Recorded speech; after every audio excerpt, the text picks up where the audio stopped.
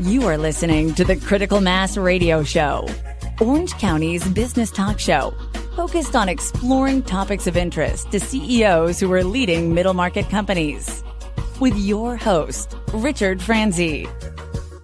Hello and welcome to Orange County's longest running business talk show. Yes, that is Critical Mass Business Talk Show. And I am your host, Rick Franzi. And oh, do we have a good guest for you today, ladies and gentlemen. This is one of our very special nonprofit focused episodes. And Sloane Keane, who is the CEO of Big Brothers Big Sisters, is our guest. Hi, Sloane.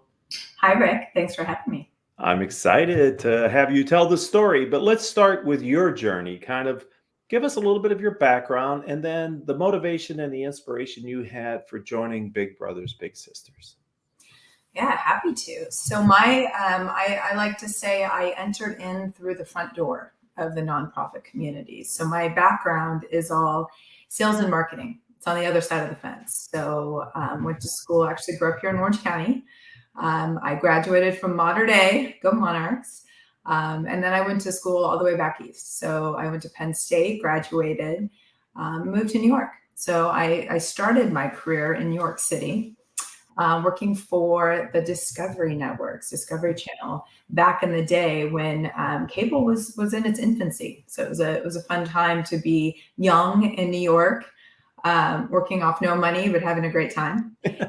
And then I realized that, it takes a lot of money to live in New York, but my career ultimately took me back to California, up to LA, where I switched from TV to print. So my whole first 15 years of my career was all sorts of different media mediums. And when I moved back to Orange County, ultimately, roughly 10 years ago now, I felt like there was something missing in my life. And I ultimately became a volunteer. I became a volunteer with Big Brothers Big Sisters. In our vernacular, I became a big sister. And I met the organization. I am a long advocate and supporter of mentorship. In fact, I've been the recipient of many mentors in my life. And it was a really cool opportunity to give back to a young woman in the community. And as they say, one foot in front of the other, I thought, wow, you need some help with marketing. This is definitely some opportunity here. And then I thought, you really need help with fundraising. And a year later, I found myself with a job offer to come on board and help them run development. And that was literally 10 years ago.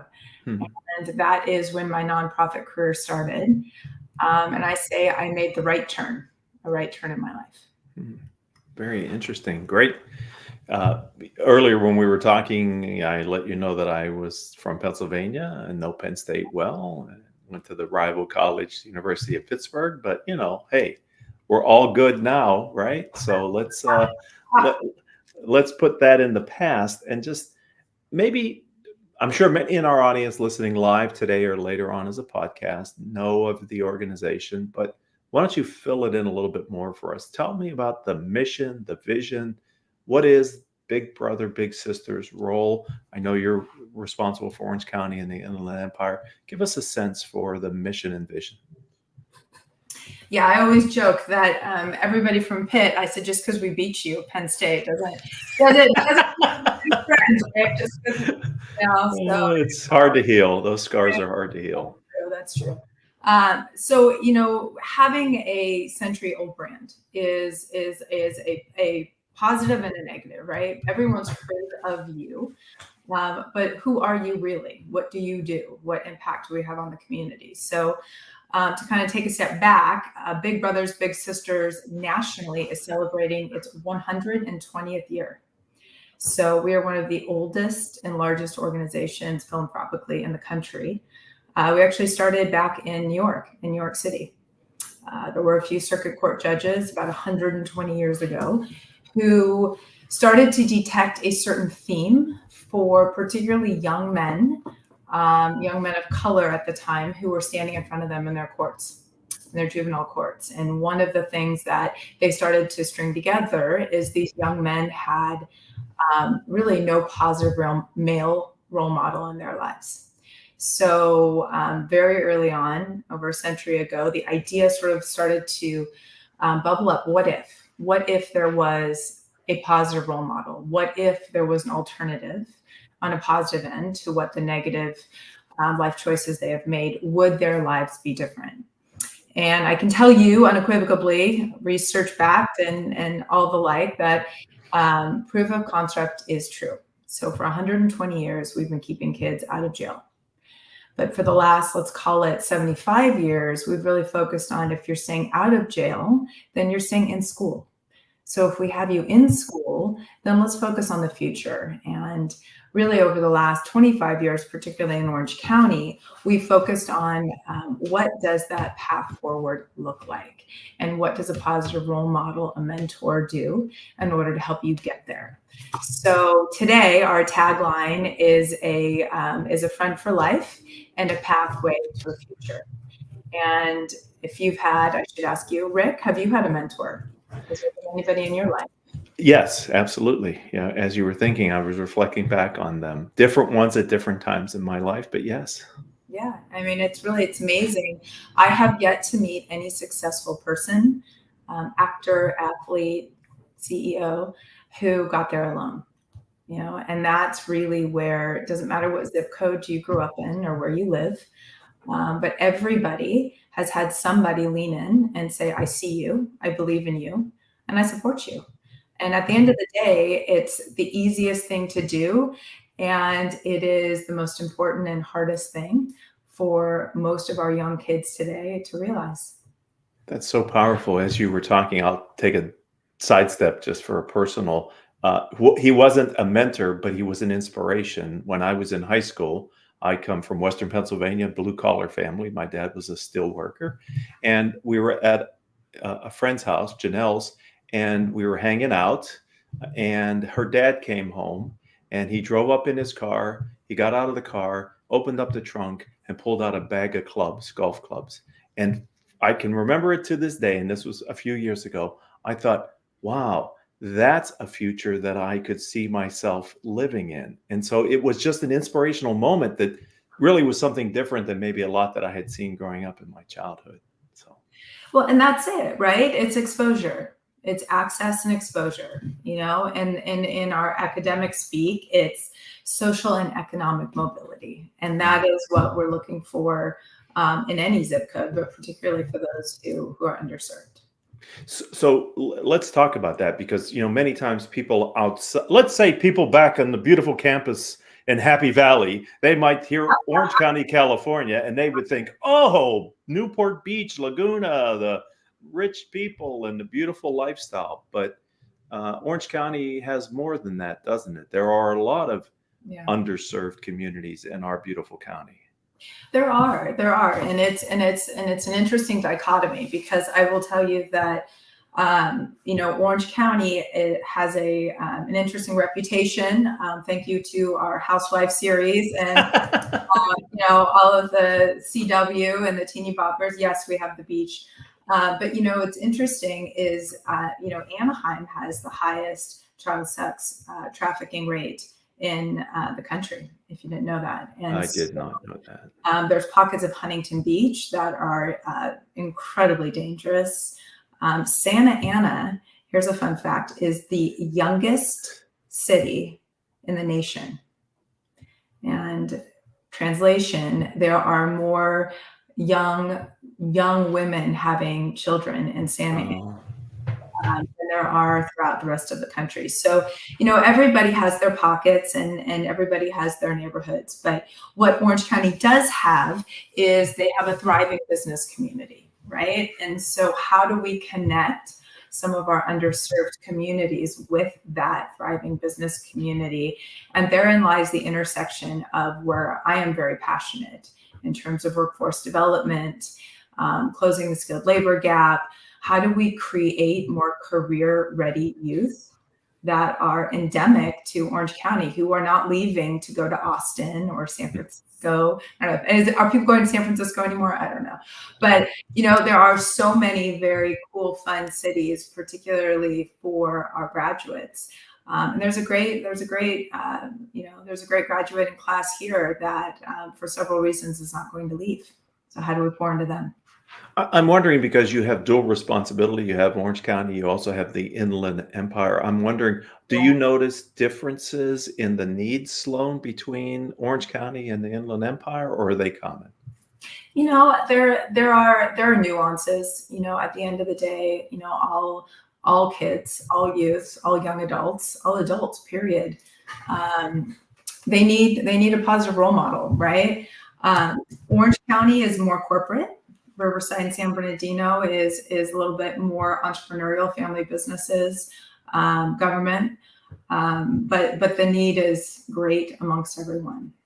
I see we have a message from Leo Batteri from LinkedIn. He's listening to us live right now, Sloane. He says, as you can see on the screen, I was a big brother during my college years in Florida. An incredibly enriching and rewarding experience. Oh, Leo, you and I have something in common. So I was just looking up the current stats on volunteerism, and the only state worse than California is Florida. So thank you for your service. I know it's a very expensive communities that we live in, but being a big brother is tantamount to nothing. So thank you. So Sloane, that Leo's post actually kind of pointed me in a different direction, which is not just the benefit that the mentees are receiving by having a role model, but as Leo said, an incredibly enriching and rewarding experience. That's maybe from a mentor's perspective as well, isn't it?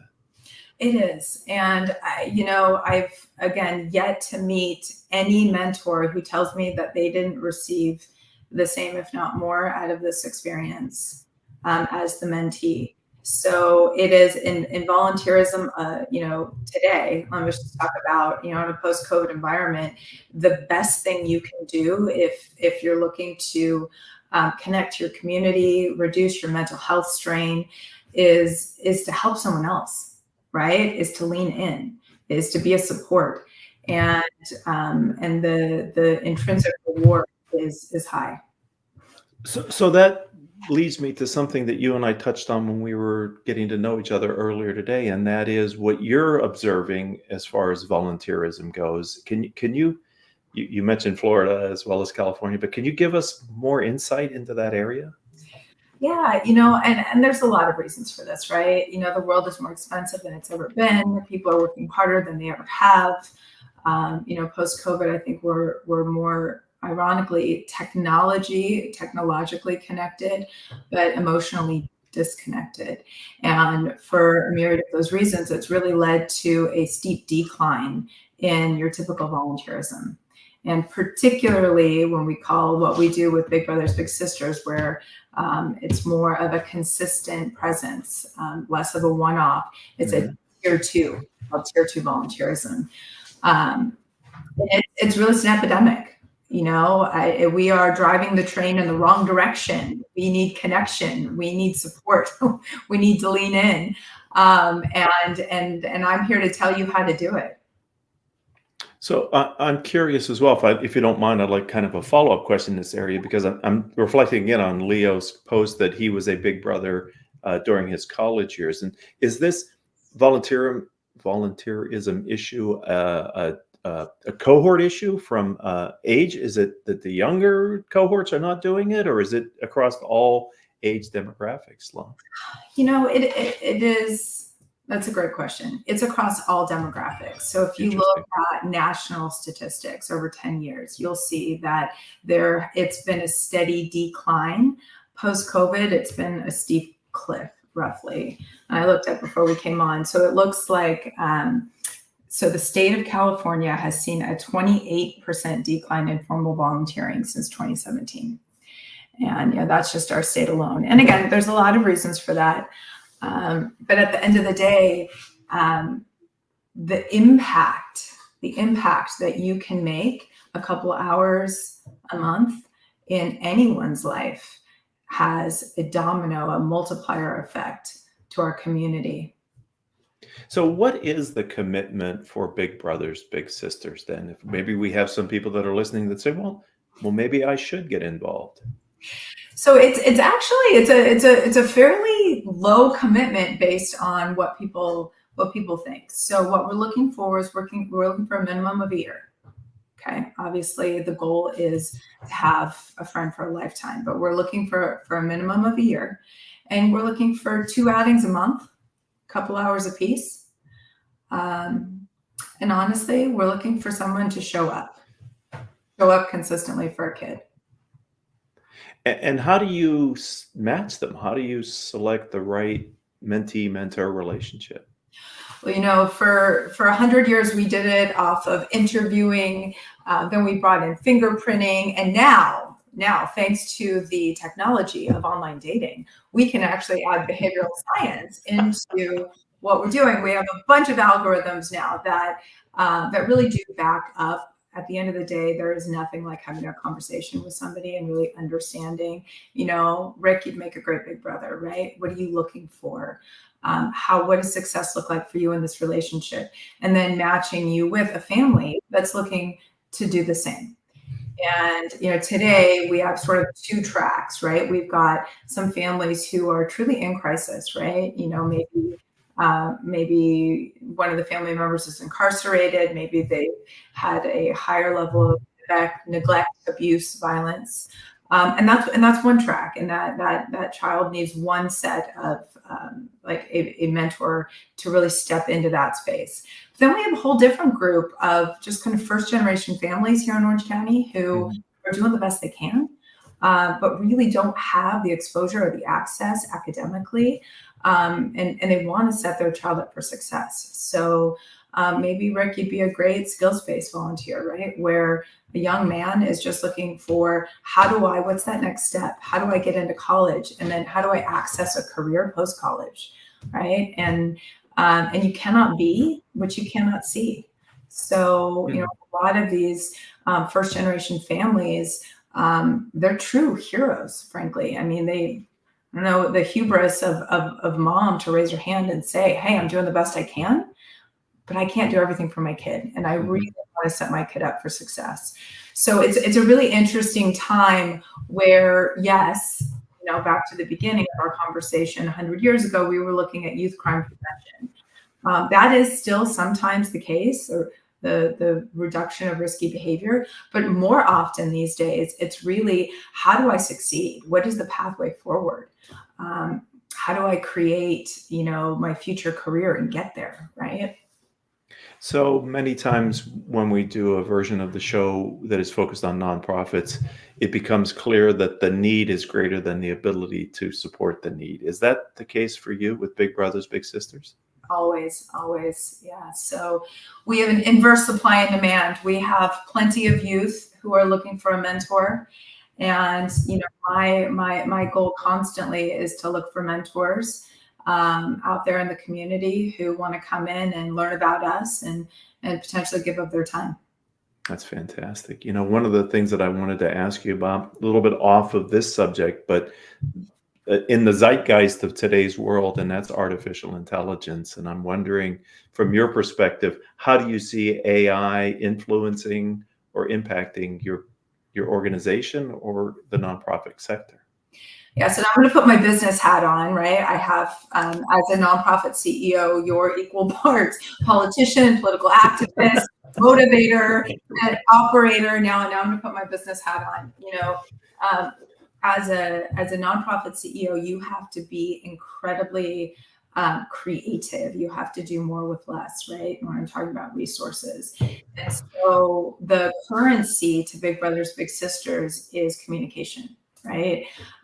Setting up, at best, my team is, finds, screens, and supports and trains these amazing relationships. So our ability to communicate is critical. And right now, we're really looking at AI across the board. How do we harness that from an efficiency standpoint? Every one of our contacts has case notes prior or post the conversation. So how do you add AI into all of the conversations so it automatically populates within our CRM? You talk about funding. The majority of a lot of our funding comes from grants. How do we utilize AI in terms of grant writing to write better, quicker, more effectively, reporting of the grants.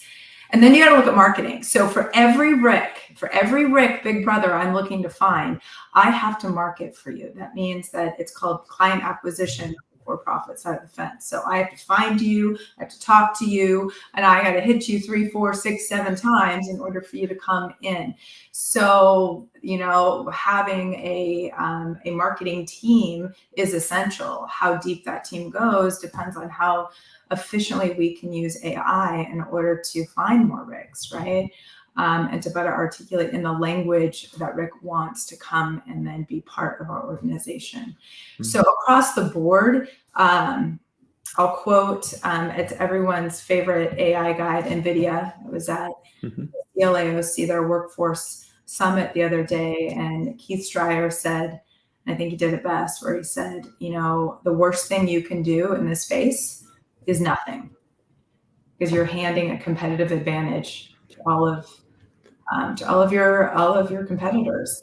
And so to whatever extent that means something to you, right. The worst thing you can do is nothing. I love that. Thank you for passing that along. I really appreciate it. Sloane, we only have a little bit of time left, but I'm wondering what's the vision? Where are you taking Big Brothers Big Sisters? Where are we going? Well, I will tell you that my goal is to be the Nike swish of mentorship. So you're going to see this B and you're going to think mentorship, bigger, stronger, better. So right now, for 100 years, we've really been in this youth space. We'll continue to be in that space. But as we continue to walk alongside our youth now through their post-secondary education and then into their first careers, what role can we play in that space, right? How can we be partners to the corporate sector and really help them find career-ready individuals that are career-ready graduates?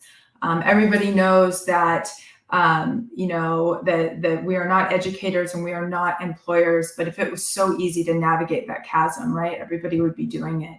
So what space does mentorship play in social capital development, economic mobility, access not to just your first job, but then to that next one, right? And making sure that once you're in that job, you stay in that job. So I think there's a lot of really cool best practices that we over 100 years have figured out. And now how do we apply that to an older population to really play a key role in this next phase? Oh, that is really exciting and inspiring. And I really am glad that you're a guest here today on the radio show. I wonder if someone would like to reach out to you, Sloane, or to learn more about Big Brothers Big Sisters. How do they do that? Well, the old-fashioned way, because we're getting so technologically advanced, is ocbigs.org. Or, you can email me. I am so good at responding. So I'm skeene@ocbigs.org. You can follow me on LinkedIn. I try to be as thought-leading and provoking as possible.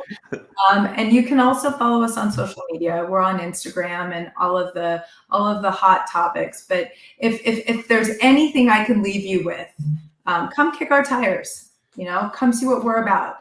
And I want to show you how we can change your life. Sloane, I am so glad you've been on the show. I said at the top, we had a great show planned because you were our guest and you certainly delivered. And I appreciate your time today. Thank you. Well, invite me back. I'm happy to come anytime. Of course. So we'll have Haley do that. I'd like to thank the guests as well. You've been a part of Orange County's longest running business talk show.